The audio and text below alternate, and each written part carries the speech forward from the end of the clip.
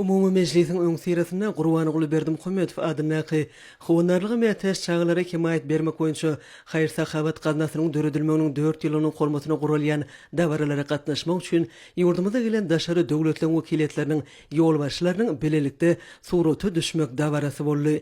Ýurdumyzyň we jemgyýetimiziň durmuşynda möhüm ähmiýeti bolan şanly wakalara gatnaşýan wekiliyet toporlarynyň agzalary türkmen topragyna bildirilen mehmansewerlik we ösüp gelýän ýaş nesilleň döwlet derejesinde üns alada bilen gurşulanyny alamatlandyran çäreleň ýokary gurumçylyk derejesiniň öpçüni edilen üçin hormatly prezidentimize hemem gahrman arkadağımıza çoňry hoşallyklaryny beýan etdiler.